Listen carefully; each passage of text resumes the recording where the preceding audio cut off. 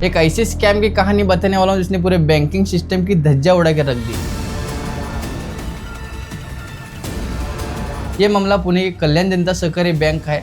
वारजे, मालवाड़ी और बिबोड़ी शाखा में साल 2020 से लेकर 21 के बीच में ऐसा खेल खेला गया जो 18 महीने तो कोई पकड़ नहीं पाया। लोग बैंक में सोना लेकर आते, बैंक के वॉलंटियर मशीन से टेस्ट करता और ओरिजिनल गोल्ड का सर्टिफिकेट बनाता। मैनेजर साइन करते और लाखों रुपए का लोन पास हो जाता। लेकिन असली ट्विस्ट यहाँ था, वो सोना था ही नहीं, बल्कि वो तांबा था जिस पर सोने की मोटी परत चढ़ाई गई थी। इतनी मोटी कि मशीन भी ऊपर का सोना देखकर उसे असली माने। लेकिन अंदर क्या था किसी ने नहीं देखा। अगर उस वक्त डेंसिटी टेस्ट किया होता तो तुरंत पकड़ में आ जाता, बट वो हुआ ही नहीं। अगर होता तो बैंक के 1,16,00,000 रुपए बच सकते। इस केस की इन्फॉर्मेशन मैंने कहाँ से ली है, मैंने नीचे आर्टिकल दिया है, आप खुद जाकर पढ़ सकते हैं। इस केस का खुलासा फरवरी 2026 में एक इंटरनल ऑडिट के दौरान हुआ। जब ऑडिटर ने शक के आधार पर गहनों को घिसा तो ऊपर की सुनहरी परत उतर गई और अंदर से निकला लाल तांबा।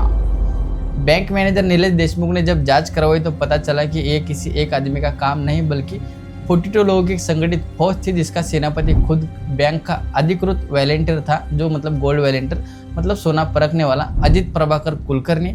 उन 42 लोगों के नाम आगे बताऊंगा। लॉजिक समझे, स्कैम में पूरे के पूरे परिवारों को शामिल किया गया था।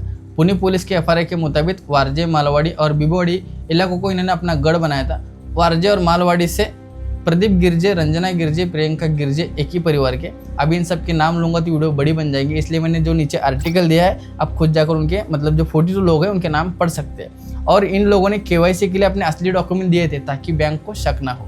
यही एक सोशल इंजीनियरिंग थी जहां एक समुदाय के लोगों को लालच देकर बैंक की तरलता को खत्म कर दिया। जैसे ही घोटाला सामने आया तो पुणे पुलिस हरकत में इस केस की गुप्ती सुलझाने के लिए और उन 42 लोगों को ट्रैक करने के लिए पुणे पुलिस ने वरिष्ठ अधिकारी ने मार्गदर्शन के लिए एक विशेष टीम बनाई गई। पुणे पुलिस ने जब वॉलंटियर अजित कुलकर्णी को घेरा तो पता चला उसने जानबूझकर डेंसिटी टेस्ट को नजरअंदाज किया था। उसे पता था कि तांबे का धन तत्व 8.96 और सोने का 20.32 होता है, लेकिन उसने सिर्फ ऊपर की चमक देखकर ही पास का सर्टिफिकेट बना दिया। पुलिस की चार्जशीट के मुताबिक इस पूरे सेकेंडर का मास्टरमाइंड था बैंक का अधिकृत वॉलंटियर अजित प्रभाकर कुलकर्णी। अब यहाँ रुककर एक गौर करने वाली बात है, बाकी जो 41 लोग थे वो तो सिर्फ मोहरे थे, असली खिलाड़ी था कुलकर्णी, जिसने वॉलंटियर जैसे भरोसेमंद पद का इस्तेमाल करके बैंक के अंदर के दस्तावेज खोल के रख दिए।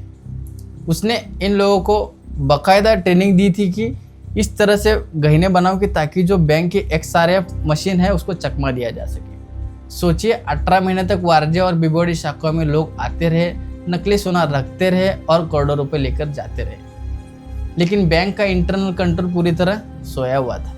बैंकिंग नियम कहते हैं हर 3 महीने में तिजोरी में रखे सोने का रैंडम ऑडिट होना चाहिए। अगर 18 महीनों में एक बार भी सीनियर अधिकारी ने उस पैकेट को खोलकर देख लिया होता तो बैंक के 1,16,00,000 रुपए फिर से एक बार वोर्रा में बच सकते थे। पुलिस की पूछताछ में और एक चौंका देने वाली बात सामने आई। ये आरोपी सिर्फ नए लोन नहीं उठा रहे थे, बल्कि लोन एवरग्रीन का खेल खेल रहे थे। जब एक पुराने लोन की किस्त चुकाने का समय आता तो दूसरा नकली सोने का पैकेट लाते और लोन उठाते और उसी पैसे से पुराना लोन बंद करते।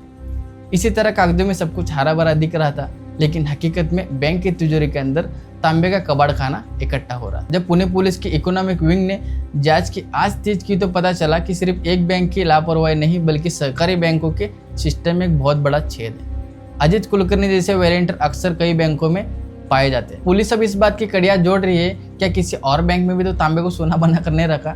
अब बात करते हैं उस कानून की, इन ठगों का भविष्य तय करें। इन सभी के लिए भारतीय न्याय हिंसा BNS की धारा 318 धोखाधड़ी और 316 विश्व अपराधी हसन के तहत कार्रवाई की जा रही है।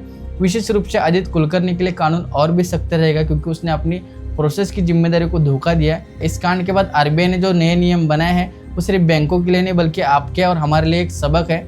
अब से 5 लाख रुपए के ऊपर किसी भी गोल्ड लोन लेने के लिए आपको डबल वेरिफिकेशन करना होगा, यानी एक वॉलंटियर की रिपोर्ट काफी नहीं होगी, दूसरे किसी स्वतंत्र एक्सपर्ट की भी सर्टिफिकेट की जरूरत पड़ेगी आपको। पुणे का तांबा स्कैम हमें याद दिलाता है कि जब तक लालच और लापरवाही का संगठन बना रहेगा तब तक आम आदमी और बैंकों की मेहनत की कमाई खतरे में रहेगी। बैंक मैनेजर नीलेश देशमुख की एक शिकायत ने भले ही इस केस को खोल दिया हो, लेकिन यह मामला बैंकिंग की जगत में माथे का एक ऐसा कलंक है जो सालों साल याद रहेगा। याद रखिए, अगर आप सतर्क नहीं रहेंगे तो आपकी भी तिजोरी में सोने की जगह तांबे निकल सकता है। सतर्क रहिए, सावधान रहिए, और वीडियो अच्छा लगा तो सब्सक्राइब कीजिए और नई वीडियो के लिए कमेंट कीजिए। जो वीडियो में अच्छा लगा वो मुझे कमेंट करके बताइए। मिलते हैं नेक्स्ट वीडियो में, बाय बाय। ये माँ माता जी